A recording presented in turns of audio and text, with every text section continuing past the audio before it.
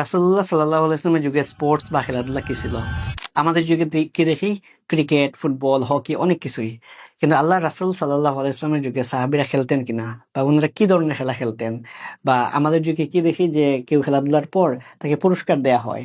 তো ওই যুগে কি এরকম খেলাধুলা হইতো কিনা, কেউ পুরস্কার দিত কিনা, তো এটা নিয়ে ইনশাল্লাহ আজকে আমরা আলোচনা করব। আল্লাহ রাসূল সাল্লাল্লাহু আলাইহি ওয়াসাল্লামের যুগে দেখা যেত খেলাধুলা হতো, এবং তার মধ্যে অন্যতম একটা খেলা হলো ঘোড় দৌড় প্রতিযোগিতা, মানে হর্স রেস। তো এই ঘুড়দৌড় প্রতিযোগিতায় কিন্তু সাহাবীরাও পার্টিসিপেট করতেন, ওনারা অংশগ্রহণ করতেন। এবং ওইখানে আসলে ঘুড়দৌড় প্রতিযোগিতা দুইটা ভাগে হতো। আমরা আমাদের স্কুলে কি দেখতাম, একটা হতো গিয়ে মানে ছোট বাচ্চাদের জন্য, ক্লাস ক্লাস 1 টু ক্লাস 3 বাচ্চাদের জন্য, আরেকটা হতো ক্লাস 4 টু ক্লাস 6 5, এরকম, অর্থাৎ দুইটা শ্রেণী থাকতো, এবং এদের মধ্যে খেলা হলো বড়দের খেলা, ছোটদের খেলা। তো সাহাবীদের যুগেও কিন্তু এরকম হতো যে যেই সব ঘোড়াগুলা ট্রেন ঘোড়া, প্রশিক্ষণ প্রাপ্ত ঘোড়া, শিকারী ঘোড়া, ওইগুলার জন্য আলাদা হর্স রেসিং হতো। এবং যেসব ঘোড়া হলো প্রশিক্ষণ প্রাপ্ত না, এমনিতে ঘোড়া, তো ওইগুলোর জন্য আবার দেখা যেত আলাদা হর্স রেসিং হতো, এবং তাদের ডিস্টেন্সটা কিন্তু আলাদা ছিল। তো এটা ছিল ঘোড়ার দৌড়ের প্রতিযোগিতা রাসূলুল্লাহ সাল্লাল্লাহু আলাইহি ওয়াসাল্লামের যুগে। তো ওই প্রতিযোগিতা দেখা যেত সাহাবীরা অংশগ্রহণ করতেন, স্পেশালি আব্দুল্লাহ ইবনে উমর রাদিয়াল্লাহু আনহু, উনি ছিলেন তখন কিশোর সাহাবী, তো উনিও দেখা যেত তখন এই ঘোড় দৌড় প্রতিযোগিতায় অংশগ্রহণ করেন।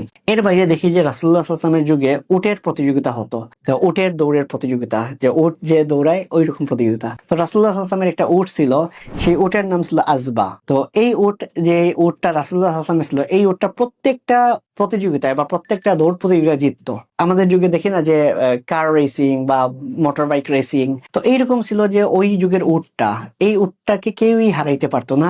এটা ছিল রাসূলুল্লাহ সাল্লাল্লাহু আলাইহি ওয়াসাল্লামের উট, প্রত্যেকটা প্রতিযোগিতায় এই উটটা জিততো।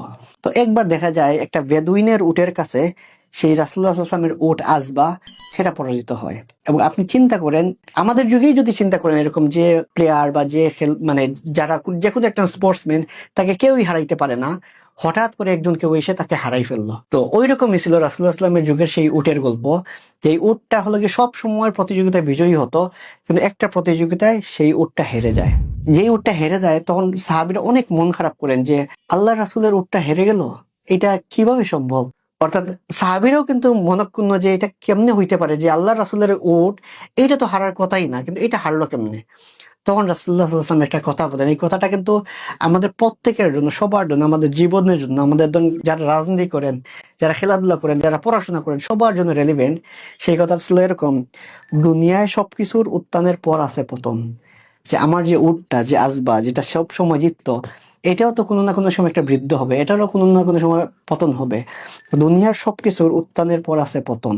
তা আমরাও যদি দেখি যে আমাদের লাইফে অনেক সময় আমরা অনেক কিছুতে খুবই ভালো ছিলাম, আমরা হয়তো বা স্কুলে নাম্বার 1 ছিলাম, ভার্সিটিতে আসার পর শেষ, আমাদের আর খবরই পাওয়া যায় না। ঠিক তেমনি আমরা যদি দেখি যে প্রতিযোগিতার ক্ষেত্রে একটা মানুষ ছোটবেলায় অনেক ভালো ছিল, কিন্তু বড় হওয়ার পর দেখা যেত সে আর ভালো ক্রিকেট, আগে খুবই ভালো ক্রিকেট খেলতো, কিন্তু বড় হওয়ার পর দেখা যায় দীর্ঘদিন ধরে প্র্যাকটিস করে না, খেলতে পারে না, এরকম অনেক কিছুই হয়।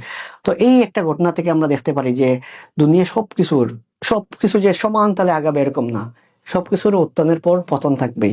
যারা ওই উত্থানের মধ্যে থাকে, তারা কিন্তু পতনটা কখনো মেনে নিতে চায় না, এবং এই মেনে নিতে না চাওয়ার কারণেই তারা যখন রাজনীতি করে, তারা এক ধরনের জুলুমবাজি করে, এবং যারা অন্যান্য কিছু করে, তারা একটা শ্রেষ্ঠত্বের যে অহংকারটা করে। তো রাসূলুল্লাহ সাল্লাল্লাহু আলাইহি ওয়াসাল্লাম তার সাহাবীদেরকে জানাই দিলেন যে যে আমার যে উট আজবা, তারও কিন্তু এক সময় পতন হবে, সেও তো একটা সময় হারবে, সে তো অপরাজিত না, সে তো এমন না, তাকে কেউ হারাতে পারে না। তো এটা আসলে রাসূলুল্লাহ সাল্লাল্লাহু আলাইহি ওয়াসাল্লামের যুগের যে প্রতিযোগিতা, এরকম একটা প্রতিযোগিতা। খলিফাদের মধ্যেও কিন্তু যখন খেলাফত আসে, তখনও কিন্তু এরকম খেলাধুলা হতো। অর্থাৎ রাসূলুল্লাহ সাল্লাল্লাহু আলাইহি ওয়াসাল্লামের যুগে তো ঘোড়দৌড়ের প্রতিযোগিতা হতো, খলিফা হবার পর প্রথম যে প্রতিযোগিতার মতো হয় বিশাল আয়োজন। আমাদের সময় দেখা যায় যে স্পেশালি 26শে মার্চের সময় বা 16ই ডিসেম্বরের সময় অনেক প্রতিযোগিতা হয়, বিভিন্ন স্কুলের স্টুডেন্টরা আসে, পার্টিসিপেট করে। তো খেলাফতের সময় দেখা যায় এরকম একটা ঘোড়দৌড়ের প্রতিযোগিতা হয় মুয়াবিয়া রাদিয়াল্লাহু আনহুর সময়, সেই খেলাফতের রাজধানী দামেস্কে, সেই দামেস্কে সেই প্রতিযোগিতাটা হয়। সবচেয়ে মজার ব্যাপার হলো যে সেই প্রতিযোগিতা শুধু হয় এমন না, আমাদের সময় যেরকম দেখি প্রতিযোগিতা শেষে যে যারা বিজয়ী হয় তাদেরকে পুরস্কার দেওয়া হয়, সেই সময় খলিফা মুয়াবিয়া রাদিয়াল্লাহু আনহু সেই ঘোড়দৌড় প্রতিযোগিতায় যারা বিজয়ী হইতো, যাদের ঘোড়া বিজয়ী হইতো, তাদের হাতে উনি পুরস্কার তুলে দিতেন।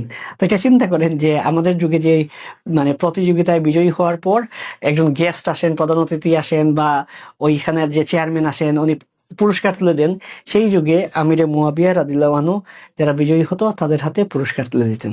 এই ছিল রাসূলুল্লাহ সাল্লাল্লাহু আলাইহি ওয়াসাল্লামের যুগে, সাহাবীদের যুগে, যে ওনাদের যুগে যে স্পোর্টস ছিল, ওনাদের যুগে যে এন্টারটেনমেন্ট ছিল, সেইটার একটা ছোট্ট এক্সাম্পল। এর বাইরে আর অসংখ্য এক্সাম্পল আছে যেখানে আমরা দেখতে পাই যে ওনাদের যুগের এন্টারটেনমেন্ট সবকিছু কেমন ছিল।